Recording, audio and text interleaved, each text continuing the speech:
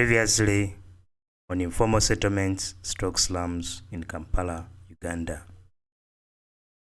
In today's video, we want to look at what causes slums within Kampala city.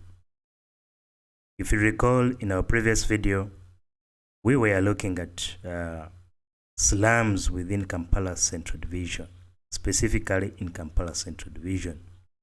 So this time around, we want to look at what are the causes of these slums within Kampala at large.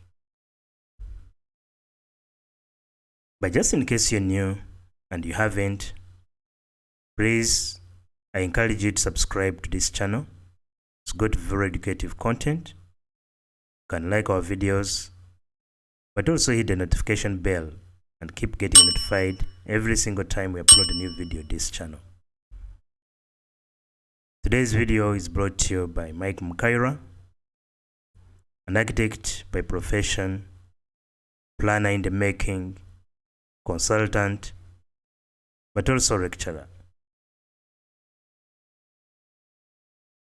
So let's look at these causes of slums within Kampala city. What exactly is it that could be causing slum development within Kampala city? Of course, there are several factors, but let's get into it. Plans without planning. I repeat, plans without planning is very responsible for most slum development in Kampala city and the surrounding towns. But what do we know of plans without planning? Plans without planning is a phenomenon that implies small-scale architectural planning at plot level, many a time not even by the architects, but rather by individuals and small groups of people. This kind of planning falls short of large-scale urban master planning by a small group of urban planners. That in itself is plans without planning. But also on the other hand, plans without planning is a scenario whereby you have delayed or lack of decision making by the urban managers. And then this leads to development overtaking planning, thus rendering planning regulations and guidelines not implementable and impractical on ground. The result is slums.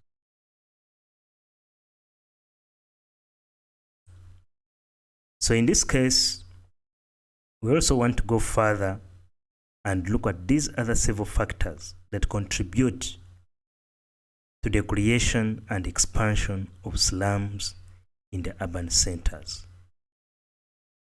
Our case study is Kamwokya II, slum in Kampala, Uganda. As you can notice, this is the boundary of Kamwokya II slum area within Kampala, Uganda. So, this area is a small area of about 127 acres, but you can see the level of compaction of building structures, leave alone the state of living conditions within these people. So, what are these factors? Poor infrastructure. Poor infrastructure contributes to slum development a lot because once people cannot be able to move or connect from one place to another, then they start building in any way they want. Social exclusion. Some communities have been socially excluded, maybe from a cultural perspective or from a political aspect. Economic stagnation. Due to unemployment levels, certain communities get economically stagnated. They are not able to develop further. Poor housing strategies. The leaders' lack of provision for better housing strategies leaves people with no choices but to create housing that is in itself a problem, and thus leading to these kind of slum developments. Urban poverty. It's very true that a lot of people within the urban centers are very poor. It's called the urban center, especially in this case, Kamwokya area, is composed majorly of the youth who are unemployed. Politics and social conflicts. These two greatly contribute to slum development. If a community is politically polarized and it has some social divisions, then most likely you're going to end up with a slum development. Natural disasters. Natural disasters, a good case in Uganda has been in the east, where we've been having landslides. But in this case, once you look at Kamwokya area, we're always getting flooding because it lies within a valley area. Urban sprawl. Now, with the urban CBD very close, you have development that spills over to the peripheries of the town, and thus ending up with such areas as Kamwokya II. Informal economies, small retail shops, workshops, garages here and there, all these eventually end up to communities with an informal settlement. So then exactly the question is, what promotes these factors? And the answer takes us back to where we came from: plans without planning.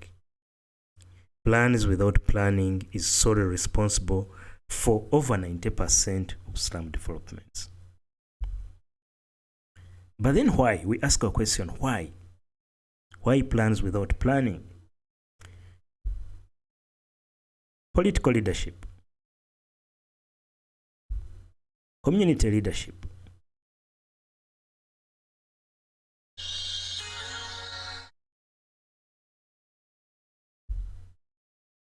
urban managers,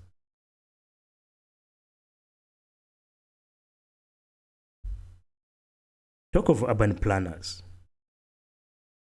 but more so you and me. We are solely responsible as key contributors to plans without planning. Because take a scenario when you want to build. Once you have a piece of land, at times you forget to know whether you need access to that land, whether there is a community center within that area, whether there is a school, whether there is a health center. All you want to do is create your home, build your house. And as you're doing that, this leads us to population growth, population and urban growth, which then again leads to urban sprawl. Urban sprawl in itself ultimately leads us to population explosion. Now, once we have a population explosion, we are likely to end up with a demand for cheap accommodation. People are going to demand accommodation that is affordable and cheap, which then ultimately leads to overcrowding. But then again, population explosion, on the other hand, is going to need or to lead to increased demand for housing.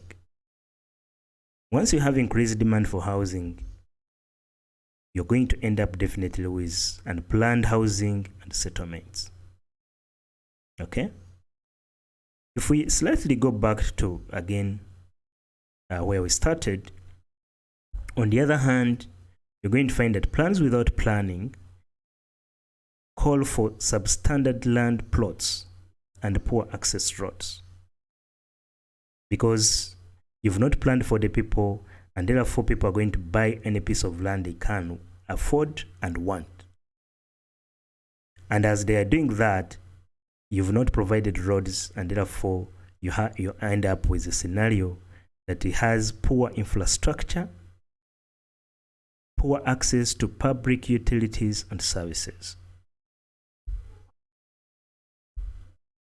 These two are going to lead to a scenario of poor sanitation, poor waste management and disposal, drainage challenges, high crime rates, and so forth. And all that ultimately will culminate into poor living conditions. So as we go through these developments, you see how plans without planning eventually culminate into development of slums.